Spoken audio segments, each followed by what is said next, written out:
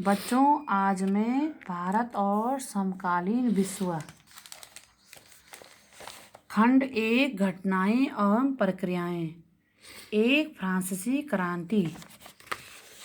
ये फ्रांसीसी क्रांति में आपको पहले पढ़ा लिया है। आज है 18वीं सदी के उत्तरार्ध में फ्रांसीसी समाज। 18वीं सदी के उत्तरार्ध में फ्रांसीसी समाज। सन 1774 में बुर्बो राजवंश, बुर्बो यानी कि जाति थी, जिसमें लुई 16वें राजगद्दी पर आसीन हुआ, यानी कि वो राजगद्दी उसको मिली या कि बैठा। और उसकी उम्र उस समय 20 साल थी और इसका विवाह ऑस्ट्रिया एक जगह है उसकी राजकुमारी एंतोनेत इसका नाम था। राजारोहण के समय उसका जो राजकोष था वो खाली था, इसलिए खाली था कि जब हमने फ्रांसीसी क्रांति पढ़ी तो उस समय राजा आपस में लड़ते थे और राजकोष खाली हो गया था। लंबे समय तक चलते युद्ध के कारण फ्रांस के वित्तीय यानी कि धन से संबंधित जो संसाधन थे वो नष्ट हो चुके थे। वर्साय एक विशाल महल और राज दरबार में ये लोग जो थे, जो शासक थे वर्साय के, वो शान और शौकत से और फिजूल खर्ची करते थे। इसलिए लुई 16वें के शासनकाल में फ्रांस ने अमेरिका के जो 13 उपनिवेशक थे, उपनिवेशक यानी कि जो देश दूसरे देश के अंदर में काम करता है, यानी कि जो वो देश कहता है उसे वैसे ही करना पड़ता है, तो इन्होंने साझा शत्रु ब्रिटेन में आज़ाद कराने की सहायता दी। इस युद्ध के चलते फ्रांस में लिब्रे कहते हैं, फ्रांस की एक मुद्रा थी जो कि 1794 ईस्वी में समाप्त कर दी। तो जो ये जो कर था लिब्रे, उस समय वो 2 अरब लिब्रे का बोझ था, यानी कि बहुत ज़्यादा कर हो गया था और 10% ब्याज करने की मांग करने लगे।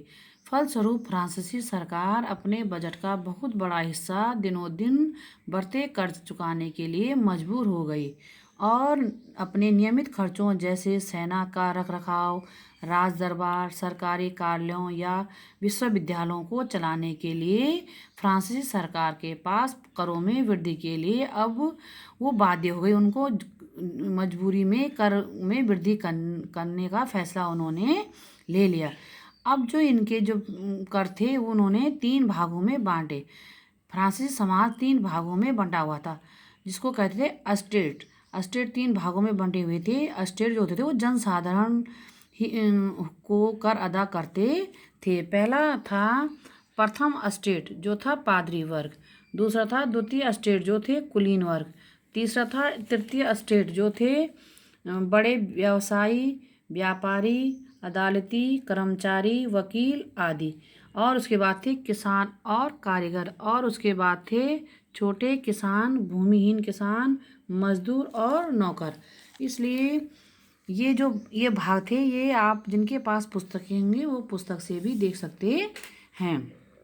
अब फ्रांसीसी क्रांति में ये जो विभाजन था, फ्रांसीसी समाज मध्यकालीन सामंती व्यवस्था, अब जो सामंती व्यवस्था है उसे कहते हैं मध्यकालीन युग में इंग्लैंड और यूरोप की प्रथा थी।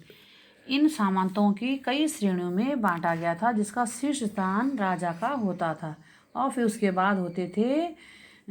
उसके बाद किसान और दास होते थे। ये सामंती व्यवस्था थी। और इसके बाद थी वर्ण व्यवस्था। जो वर्ण व्यवस्था थी, वर्ण व्यवस्था कहते थे, आपने 8th क्लास में पढ़ा है कि वर्ण व्यवस्था हिंदू धर्म की सामाजिक कार्यों का एक आधारशिला थी, जो कि 4 भागों में बंटी हुई थी, जैसे ब्राह्मण, क्षत्रिय, वैश्य और शूद्र में बंटी हुई थी। अब इसके बाद है पादरी वर्ग। जो पादरी वर्ग थे वो पादरी वर्ग उसे कहते हैं चर्च के विशेष कार्यों को करने वाले व्यक्तियों को पादरी वर्ग कहते हैं। इनमें से सबसे महत्वपूर्ण विशेषाधिकार था इन्हें के महत्वपूर्ण अधिकार था राज्यों को दे जाने वाले करों से छूट। इन जो कर होते थे वो पादरियों को नहीं देने पड़ते थे।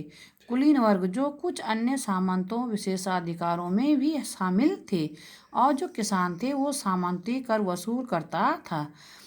किसान अपने स्वामी को सेवा, स्वामी के घर एवं खेतों में काम करते थे। जो किसान होते थे वो अपने स्वामी यानी कि राजा के खेतों में और घरों में काम करते थे। अन्य जो सेवाएं देना अथवा सड़कों का निर्माण करने में सहयोग आदि करने के लिए ये बाध्य थे। बाध्य यानी कि मजबूर थे। चर्च भी किसानों से करों का एक हिस्सा टाइड है, इसे कहते हैं, टाइड को कहते हैं चर्च द्वारा वसूल किए जाने वाला कर। यह जो कर होता था ये उपज का 10वां हिस्सा होता था। टाइड ये 10वां हिस्सा होता था उपज का। दूसरा था टाइल। जो टाइल कर था वो था सीधे राज्य को अदा किया जाने वाला कर। यह राज्य को सीधा अदा किया जाता था। तो दो कर थे, टाइड और टाइल।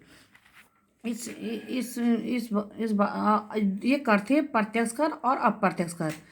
और नमक और तंबाकू जैसे रोजाना उपयोग की वस्तुओं पर लगाया जाता था। इस प्रकार राज्य की वित्तीय कामकाज का सारा बोझ करों के माध्यम से ही जनता वहन करती थी।